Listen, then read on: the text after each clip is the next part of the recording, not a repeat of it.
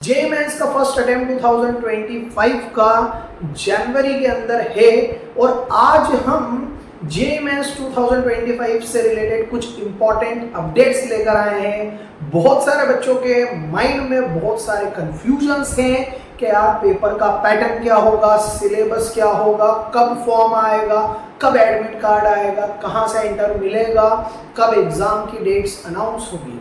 तो उनसे रिलेटेड कुछ बातें इस वीडियो के अंदर हम कर लेते हैं। सारी इंपॉर्टेंट अपडेट्स 2025 जेईई मेंस के लिए हम आज इस वीडियो के अंदर देखेंगे। तो जो भी चाहते हैं पूरी इंफॉर्मेशन लेना तो वीडियो को लास्ट तक देख लेना और अपने ज़्यादा से ज़्यादा दोस्तों को शेयर कर देना।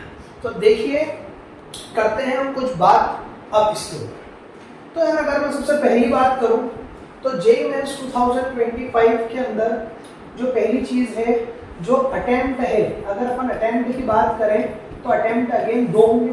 पहला तो कौन सा होगा, जनवरी के अंदर होगा और दूसरा कौन सा होगा, अप्रैल के अंदर होगा। इसके अंदर कोई भी चेंज नहीं है। वही पेपर 1 होगा और एक और कौन सा होगा, पेपर 2 होगा। पेपर 1 और एक और कौन सा होगा, पेपर 2 होगा।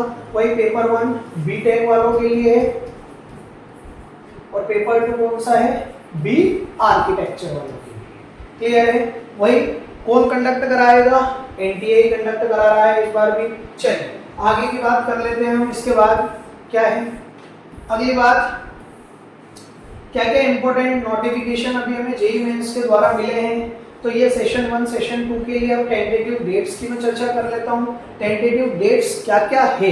तो सबसे पहले मैं सेशन 1 के लिए बात करूंगा जो कि कब होगा, जनवरी के अंदर होगा। जो जनवरी के अंदर होगा उस अटेम्प्ट के लिए हमारी क्या क्या इंपॉर्टेंट डेट्स रहेगी वो देख लेते हैं। 1 नवंबर से 1 दिसंबर तक तो क्या होंगे, फॉर्म्स फिल होंगे। क्या फिल होंगे, फॉर्म्स फिल होंगे यहाँ से यहाँ तक। फिर 5 जनवरी तक इसका क्या आ जाएगा, इसकी हमें एग्जाम सिटी जो भी हमने सेंटर चूज किया है वो हमें सेंटर की स्लिप पता लग जाएगी। फिर कुछ दिन पहले मेंस का जो भी पेपर रहेगी, एग्जाम आएगी, उसके 3-4 दिन पहले हमें एडमिट कार्ड मिल जाएगा। तो ये एडमिट कार्ड आपको क्या करना है, डाउनलोड करना है। आपके पास ही नजदीकी कोई भी जो ऑनलाइन करते हैं काम, उनसे आपको ये एडमिट कार्ड क्या करना है, लेना है। वहां पे से आप इसको इंटरनेट से निकलवा सकते हैं इसकी कॉपी। फिर उसके बाद अगर हम देखें तो एग्जाम की डेट लास्ट वीक में रहेगी, जनवरी के लास्ट मंथ में, जैसा हर साल होते आ रहा है। उसमें कोई भी चेंज नहीं है इस बार भी। यहाँ तक सब वो का वही है। मतलब नवंबर से हमें हमारे फॉर्म्स फिल होना शुरू हो जाएंगे। क्लियर है। फिर उसके बाद रिजल्ट की बात है, उसके बाद कुछ समय बाद ही आ जाएगा। वहीं सेशन 2 की बात करूं तो टेंटेटिव डेट 1 फरवरी से 1 मार्च तक क्या होंगे, बोलो, फॉर्म्स फिल होंगे।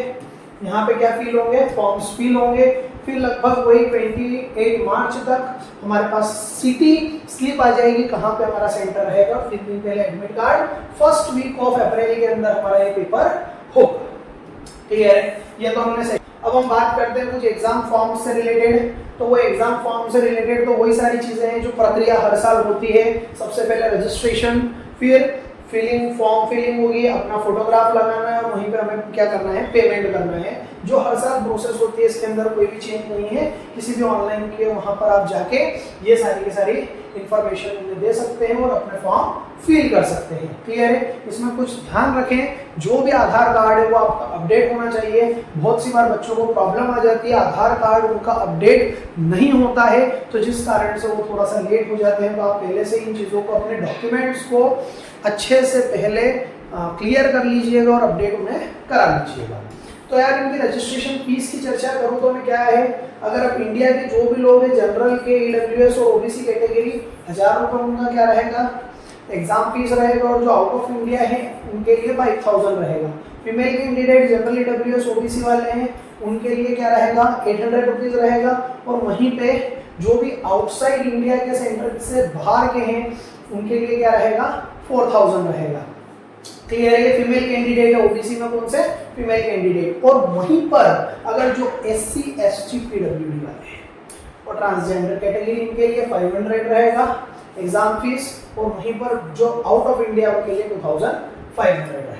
क्लियर है? तो हमने कुछ फीस से रिलेटेड चर्चा कर ली। सिलेबस की अगर मैं बात करूं तो देखो यार, सिलेबस के ऊपर हम अलग से डिटेल्ड वीडियो आगे बनाएंगे, बट फिर भी अगर कुछ high weightage topic according to career 360 के हिसाब से देखा जाए तो laws of motion, gravitation, properties of solid and liquid, ये फिजिक्स का पार्ट है जहां से ज्यादातर क्वेश्चंस बनते हैं हाई वेटेज। और वहीं पर केमिस्ट्री के अगर देखो states of matter, atomic structure and equilibrium, ये होते हैं जेईई मेंस के कैटेगरी वाले।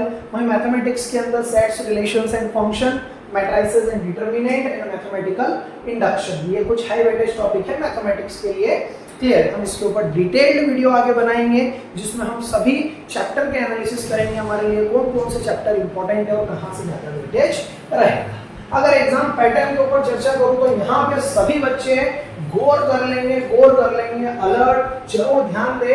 यहाँ पे एक बड़ा बदलाव हुआ है एग्जाम पैटर्न, जेईई मेंस 2025 के एग्जाम पैटर्न के अंदर एक अभी रिसेंट में एक नया नोटिफिकेशन, एक अपडेट आया है, उसमें एग्जाम पैटर्न से रिलेटेड कुछ बात करी है और कुछ चेंज यहाँ पर करे हैं। तो सभी बच्चों को ये इंफॉर्मेशन जानना बहुत बहुत ज्यादा जरूरी है। तो क्या एग्जाम पैटर्न के ऊपर चर्चा हुई है देख लेते हैं। सबसे पहली बात, जो एग्जाम होगी, मोड ऑफ एग्जाम सीबीटी होगा, अगेन कंप्यूटर बेस्ड टेस्ट होगा, वो ऑनलाइन मोड होगा, सब्जेक्ट वही फिजिक्स, केमिस्ट्री, मैथमेटिक्स।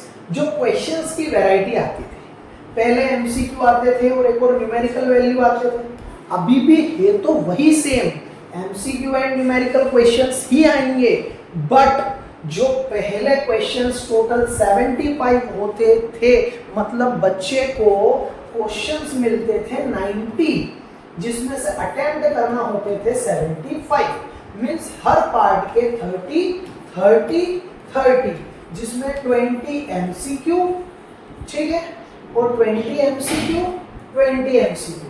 फिर अगले लास्ट के जो 10 क्वेश्चंस में से 5 अटेम्प्ट करना होते थे, इसमें 5 इसमें और 5 इसमें, मतलब 25, 25 और 25, मतलब टोटल 75 क्वेश्चंस 3 घंटे में अटेम्प्ट करना होते थे। और बच्चे को चॉइस मिलती थी कि 10 में से वो कोई भी इंटीजर के 5 क्वेश्चंस को सिलेक्ट कर सकते हैं। तो जेईई मेंस ने इस बार ये वाला सिस्टम हटा दिया है और उन्होंने 20 MCQ, 5 numerical, 20 chemistry MCQ, 5 numerical, 20 mathematical MCQ, 5 numerical questions कर दिए और सारे ऑप्शनल क्वेश्चंस को रिमूव कर दिया है।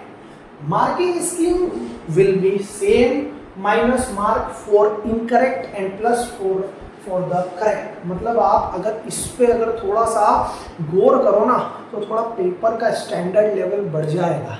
मतलब पहले अगर न्यूमेरिकल के अंदर अगर नेगेटिव मार्किंग नहीं है तो थोड़ा बच्चा उसको एक लाइटली अगर लेकर सॉल्व करता है, बट इंटीजर वाले पार्ट में नेगेटिव मार्किंग हो जाती है तो बहुत सोच समझ के बच्चे को कदम रखना पड़ेगा। इंटीजर की फाइनल वैल्यू निकालने के बाद ही उसे अटेम्प्ट करना पड़ेगा, क्योंकि उसमें भी इसमें क्या है, नेगेटिव मार्किंग है। तो ये पार्ट थोड़ा सा बच्चों को चिंतित कर सकता है, चिंता वाला विषय है, उन्हें सोचना चाहिए और उन्हें अच्छे से जो भी आंसर आ रहा है उसी को उन्हें इंटीजर के अंदर फील करना चाहिए। तो ये जो है ये मेजर चेंज हुआ है एग्जाम के पैटर्न का जेईई मेंस 2025 के लिए, क्योंकि जेईई मेंस जो पहले अटेम्प्ट थे 2021 के कोविड के पहले, उसमें कुछ अलग चेंजेस थे, उसमें कुछ अलग पार्ट आता था। इसके अंदर वापस से पहले जैसे सिस्टम थोड़ा वही कर दिया है। लैंग्वेजेस की अगर मैं चर्चा करूँ तो वही सारी की सारी लैंग्वेजेस, इतनी सारी लैंग्वेजेस के अंदर पेपर, मोड ऑफ पेपर होगा। क्लियर है? वहीं ये भी आर्किटेक्चर की बात है।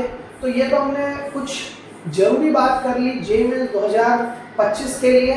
तो होप आप सभी लोगों को इस वीडियो के अंदर कुछ जरूरी इंफॉर्मेशन तो मिली होगी, तो सभी तक शेयर कर दें जो भी अभी तक इस इंफॉर्मेशन से अवगत अपडेटेड नहीं है। और इस प्रकार के और भी वीडियोस के लिए और इस प्रकार की और भी अच्छी जानकारी के लिए, टिप्स के लिए हम वीडियोस आगे लेकर आते रहेंगे। तो आप चैनल को सब्सक्राइब करें, शेयर करें, लाइक करें और फटाफट से कमेंट भी कर दें। तो मिलते हैं फिर अगले वीडियो के अंदर, जब तक के लिए टाटा बाय बाय, सी यू।